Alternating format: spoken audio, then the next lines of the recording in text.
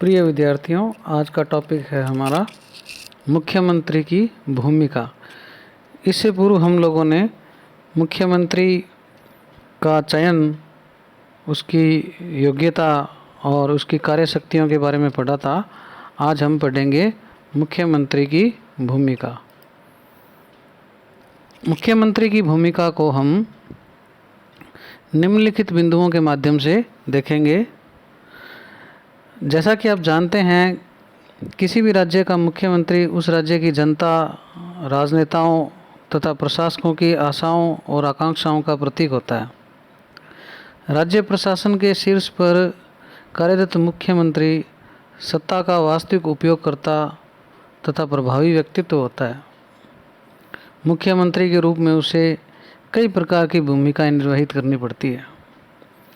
कुछ भूमिकाएं हैं जिनको हम इन बिंदुओं के माध्यम से बता सकते हैं। पहली जो भूमिका है वो है मंत्रिपरिषद के प्रमुख के रूप में। जैसा कि आप जानते हैं कि राज्य मंत्रिपरिषद का गठन और चयन मुख्यमंत्री द्वारा किया जाता है। मंत्रिपरिषद में कितने मंत्री कैबिनेट स्तर के होंगे और किस मंत्री को कौन सा विभाग आवंटित किया जाएगा, किस प्रकार के महत्वपूर्ण निर्णयों को लेने वाला मुख्यमंत्री सत्ता पर अपनी पकड़ तथा सूझबूझ को प्रदर्शित करता है। जहां साझा दलों की सरकारें होती है तथा स्पष्ट बहुमत की कमी होती है, ऐसे अवसर पर मुख्यमंत्री पद धारण करने वाला जो व्यक्ति है उसको अनेक प्रकार की समस्याओं का निरंतर सामना करना पड़ता है। मंत्रिपरिषद के आकार को लेकर भी विवादों की स्थिति बन जाती है। विशाल आकार के मंत्रिपरिषद में समन्वय, संतुष्टि, सुविधाओं के विस्तार की कमी आती है। ऐसी स्थिति में मुख्यमंत्री के बौद्धिक चातुर्य और राजनीतिक प्रभावशीलता की परीक्षा होती है। मंत्रिपरिषद के वरिष्ठ कैबिनेट स्तर के मंत्रियों से युक्त जो मंत्रिमंडल होता है, उसके साथ नीति या कानून, बजट योजना तथा राज्य के विकास के संबंध में निर्णय करते समय मुख्यमंत्री का जो ज्ञान और उसकी व्यवहारिक समझ और सामंजस्य है, उसका परीक्षण होता है। मंत्रिमंडल के अध्यक्ष के रूप में मुख्यमंत्री की जवाबदेहिता बढ़ जाती है। सारा मंत्रिमंडल सामूहिक रूप से विधायिका के प्रति उत्तरदायी होता है, जो मुख्यतः मुख्यमंत्री की कार्यशैली से प्रभावित होता है। वह चाहे विधानमंडल में विपक्ष पार्टी के प्रश्नों का मुकाबला करने की स्थिति हो या जनसाधारण में या प्रेस के बीच अपनी सरकार के कार्यों की सफाई देने का मामला हो, हर स्थिति में मुख्यमंत्री की भूमिका केंद्र में रहती है। विभिन्न प्रकार के विवाद, घोटाले या अन्य जो संदेहास्पद स्थितियां हैं, उसमें मंत्रिपरिषद में फेरबदल या फिर किसी मंत्री विशेष से त्यागपत्र मांगने के क्रम में मुख्यमंत्री की व्यवहारिक कुशलता ही उसकी छवि को निर्धारित करती है। विभिन्न विभागों या मंत्रियों के मध्य आपस में संघर्ष हो जाए तो उसको सुलझाने में भी मुख्यमंत्री का निर्णायक योगदान होता है, क्योंकि मुख्यमंत्री मंत्रिपरिषद रूपी जहाज का कप्तान है। यदि बार बार सरकारें गिरे तो मुख्यमंत्री की पद स्थिति जो है वो तुलनात्मक रूप से कमज़ोर हो जाती है। तो इस प्रकार से मुख्यमंत्री है वो मंत्रिपरिषद के प्रमुख के रूप में अपनी भूमिका निभाता है। दूसरी जो भूमिका है वो है राज्यपाल के परामर्शदाता के रूप में। संसदीय लोकतंत्र व्यवस्था में राष्ट्रपति और राज्यपाल जो हैं, उनकी स्थिति संवैधानिक प्रमुख से ज़्यादा नहीं है, अर्थात वे नाम मात्र की कार्यपालिका हैं। चूँकि राज्यपाल अपनी शक्तियों का प्रयोग मंत्रिपरिषद के परामर्श के अनुसार ही करता है, अतः मंत्रिपरिषद के प्रमुख के रूप में राज्यपाल को परामर्श देने या अपनी सरकार की मंशा बताने वाला मुख्यमंत्री होता है। मंत्रिमंडल के विभिन्न निर्णयों से राज्यपाल को अवगत कराने, विधानसभा का सत्र बुलाने, सत्रावसान करने, राज्यपाल का अभिभाषण तैयार करने, मंत्रिपरिषद को बर्खास्त करने, विधेयकों को राज्यपाल से स्वीकृति करवाने तथा राज्यपाल द्वारा जो चाही गई सूचना है उसको उपलब्ध करवाने आदि में मुख्यमंत्री अपनी कुशलता और दृढ़ता का परिचय देता है। केंद्र के द्वारा जो मनोनीत राज्यपाल है तथा मुख्यमंत्री जब दोनों अलग अलग राजनीतिक विचारधाराओं के व्यक्ति होते हैं तो इस विकट स्थिति में मुख्यमंत्री की सहन क्षमता, राजनीतिक सूझबूझ तथा राज्यपाल के साथ सामंजस्य और सौहार्द जो है उसको स्थापित करने की कला मुख्यमंत्री का सहारा बनती है। मुख्यमंत्री वह धुरी है जिसके चारों ओर क्या राज्य प्रशासन घूमता है। तो इस प्रकार से मुख्यमंत्री राज्यपाल के परामर्शदाता के रूप में कार्य करता है। तीसरी जो भूमिका है वो है राज्य के प्रतिनिधि के रूप में। भारत का संविधान मुख्यमंत्री, राष्ट्रपति, प्रधानमंत्री के साथ औपचारिक संबंधों की कोई व्याख्या नहीं करता। इसके बाद भी मुख्यमंत्री का यह दायित्व बनता है कि वह देश के राष्ट्रपति, उपराष्ट्रपति, प्रधानमंत्री या केंद्र के जो अन्य मंत्री हैं उनसे सीधे व्यवहारिक संबंध स्थापित करें। संघीय व्यवस्था होने के उपरांत भी भारत में राज्य सरकारों को निरंतर प्रधानमंत्री कार्यालय, नीति आयोग, केंद्रीय सचिवालय, अन्य जो राष्ट्रीय प्रशासनिक अभिकरण है उससे क्या दिशा निर्देश प्राप्त होते रहते हैं। मुख्यमंत्री को सीधे संबोधित जो निर्देश प्राप्त होते हैं उसके हिसाब से क्या उसको कार्रवाई करनी होती है, या राज्य के पक्ष को प्रतिनिधि के रूप में मुख्यमंत्री राष्ट्रीय विकास परिषद, अंतर्राज्यीय परिषद या अन्य मंचों पर राज्य की सामाजिक, आर्थिक, सांस्कृतिक, प्रशासनिक, भौगोलिक स्थितियों, समस्याओं, जनता की आकांक्षाओं को स्पष्ट करता है। पीछे के अनुभवों से ये पता चलता है कि किसी भी राज्य का योजनागत विकास जो है वो उस राज्य के मुख्यमंत्री की दूरदर्शिता और उन तार्किक क्षमताओं पर निर्भर करता है जो किसी राज्य को केंद्र सरकार से सहायता, ऋण या अन्य सुविधाएं प्राप्त करने के लिए आवश्यक है। 1991 के बाद में अब नई आर्थिक व्यवस्था आ गई है। लिबरलाइजेशन, प्राइवेटाइजेशन और ग्लोबलाइजेशन का युग है।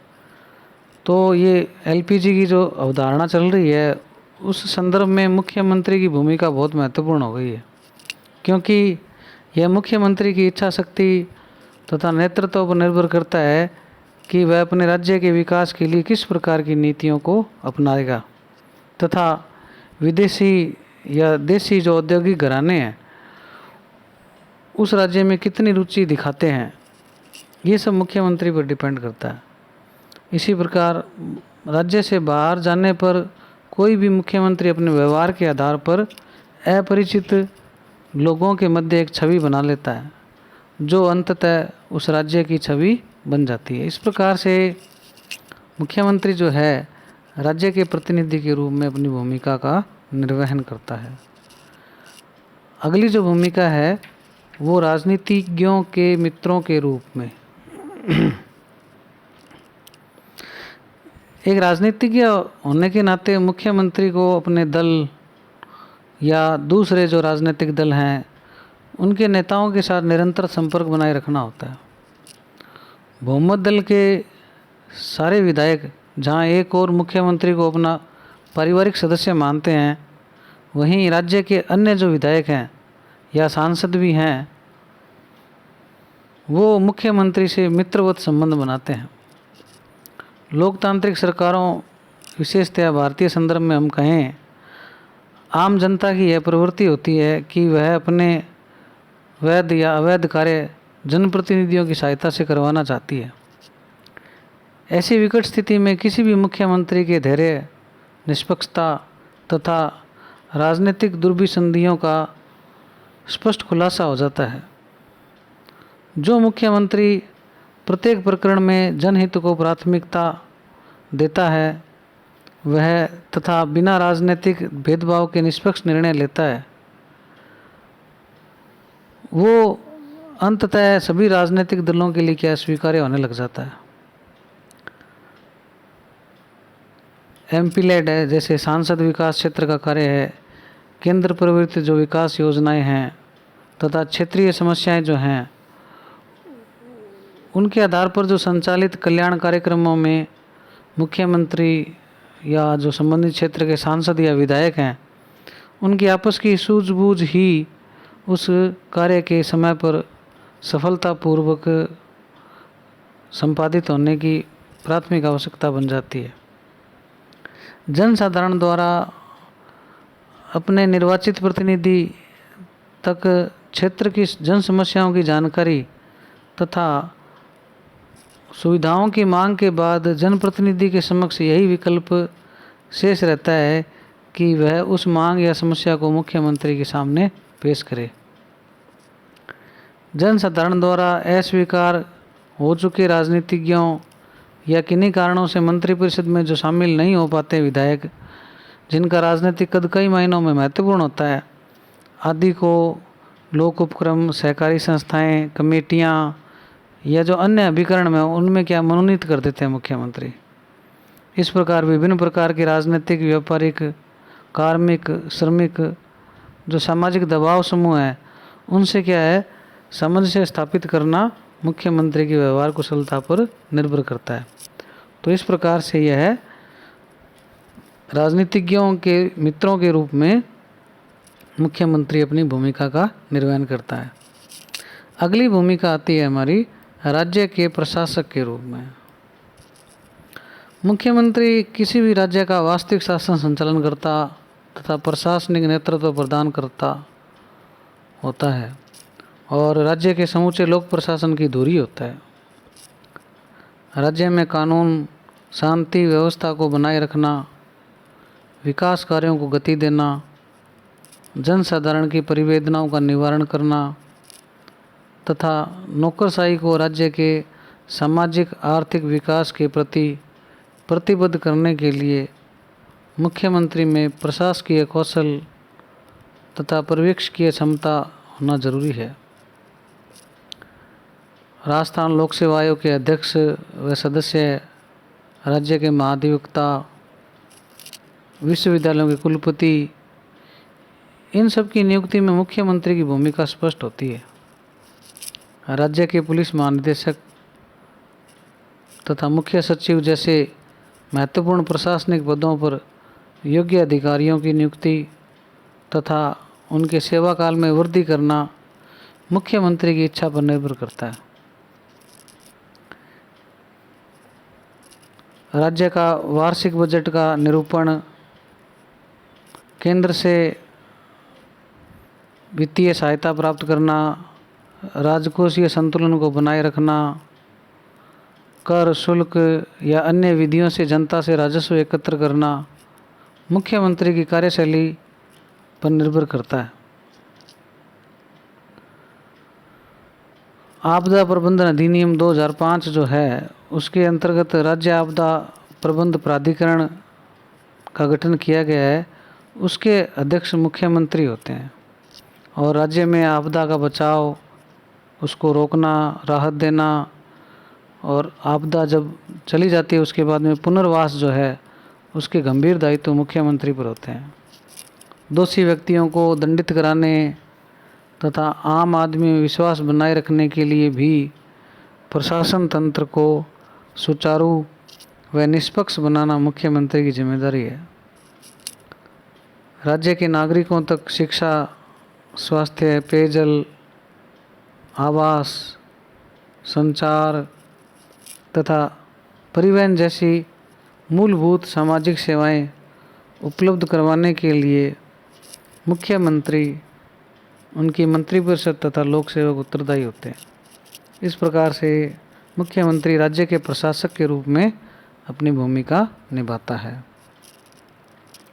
अगली जो भूमिका है हमारी लोक सेवकों पर नियंत्रणकर्ता के रूप में। आधुनिक प्रशासन तंत्रों की जो कार्यकुशलता और प्रतिष्ठा है उनका मूल आधार उनमें कार्यरत कर्मचारी हैं। देश में करीब 2.25 करोड़ तथा राज्य में लगभग 7.5 लाख सरकारी कर्मचारी हैं। चूँकि लोक सेवकों या सरकारी कर्मचारियों की भर्ती, प्रशिक्षण, पदोन्नति, सेवानिवृत्ति तथा वेतन भत्तों में संशोधन या वृद्धि का कार्य करने में मुख्यमंत्री महत्वपूर्ण भूमिका निभाते हैं। राज्य के कार्मिक प्रशासन पर उसका प्रत्यक्ष नियंत्रण होता है। मंत्रिपरिषद के सदस्यों तथा उच्च लोक सेवा के अनुसार नियंत्रण तथा पर्यवेक्षण की व्यवस्था संचालित की जाती है। किसी भी राज्य के लोक सेवक की कार्यप्रणाली तथा मनोवृत्ति उस राज्य के मुख्यमंत्री की छवि तथा कार्यशैली से बहुत प्रभावित होती है। निष्पक्ष, ईमानदार, चतुर, कर्मठ मुख्यमंत्री के होते हुए राज्य के शीर्ष प्रशासनिक स्तर से नीचे के स्तर तक स्वतः ही कुशलता आ जाती है।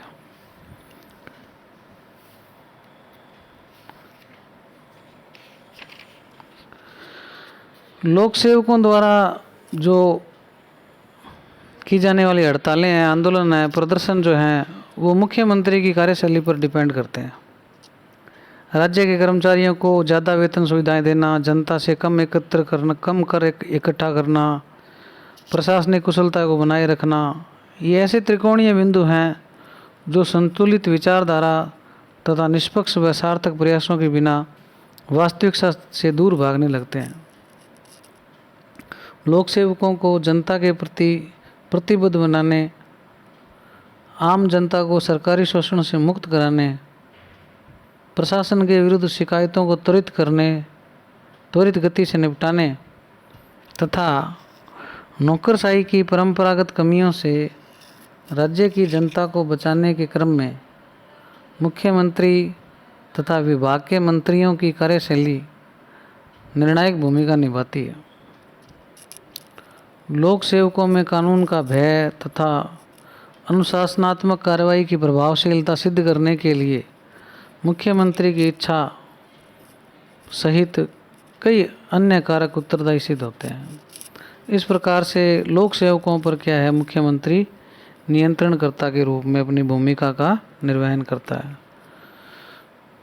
अगली भूमिका जो है हमारी राज्य सरकार के प्रवक्ता के रूप में। भारत सहित अधिकांश लोकतांत्रिक देशों की आम जनता द्वारा राजनीतिक निर्णयकर्ताओं के माध्यम से समस्याओं का समाधान, सुविधाओं का विस्तार तथा विकास कार्यों की शुरुआत करवाने में रुचि प्रकट करती है। चूँकि भारत में राज्य प्रशासन का वास्तविक सत्ताधारक मुख्यमंत्री होता है, अतः मुख्यमंत्री के द्वारा नीति, कार्यक्रम, योजनाओं की घोषणा करवाना तथा उनका क्रियान्वयन करवाना सामान्य क्रिया है। विभिन्न अवसरों पर मुख्यमंत्री को आम जनता के बीच बुलवाकर न केवल लोकप्रिय घोषणाएं करवाई जाती है, बल्कि उन घोषणाओं की क्रियान्विति के प्रति जनता में विश्वास भी बढ़ाया जाता है। वास्तव में मुख्यमंत्री राज्य सरकार का सर्वाधिक विश्वसनीय तथा प्राधिकृत प्रवक्ता है, जो अपनी सरकार की नीतियों तथा कार्यक्रमों का आम जनता व प्रेस के बीच स्पष्ट खुलासा करता है। इस प्रकार से मुख्यमंत्री राज्य के प्रवक्ता के रूप में कार्य करता है। अंतिम जो भूमिका है वो है जनमत के निर्माता के रूप में। लोकप्रिय मुख्यमंत्री किसी भी राज्य में किसी समस्या तथा मुद्दे पर जनता की विशेष राय या जन जागरण को व्यापक रूप से प्रभावित कर सकता है। राजस्थान के पूर्व मुख्यमंत्री श्री भैरव सिंह शेखावत आम जनता के बीच बोलते हुए जनसंख्या की वृद्धि को कम करने, साक्षरता का प्रचार प्रसार करने, पर्यावरण हेतु बहुत से पेड़ लगाने के लिए संदेश अवश्य देते थे। इसी प्रकार श्री अशोक गहलोत का पानी बचाओ, बिजली बचाओ, सबको बढ़ाओ और प्रत्येक गलती कीमत मांगती है कि नारे भी लोकप्रिय रहे हैं। तो इस प्रकार के सार्थक प्रयासों से किसी भी राज्य के विकास को निश्चित ही सकारात्मक राह मिलती है। भारत में ऐसे भी राज्य हैं जहां मुख्यमंत्री अपनी जनता को अनैतिक कार्य करने के लिए प्रोत्साहित करते रहे हैं। इस प्रकार मुख्यमंत्री राज्य की जनता में जनमत निर्माण में महत्वपूर्ण भूमिका निभाता है। इस प्रकार हम अंततोगत्वा कह सकते हैं कि भारत में मुख्यमंत्री का पद राज्य में वास्तविक प्रभावशाली यथार्थपरक सत्ता का प्रतीक है, जो राज्य की सुख शांति प्रतिष्ठा प्रगति को बहुत ज़्यादा प्रभावित करता है। किसी भी राज्य के विकास को गति देने तथा राज्य के राजनीतिक परिदृश्य को प्रभावित करने में मुख्यमंत्री की निर्णायक भूमिका रहती है। तो इस प्रकार से ये हमारे मुख्यमंत्री की भूमिका के कुछ बिंदु थे। उम्मीद है कि आप लोगों को समझ आ गए होंगे। यदि किसी प्रकार की कोई जिज्ञासा हो तो आप मुझसे व्हाट्सएप के माध्यम से संपर्क कर सकते हैं।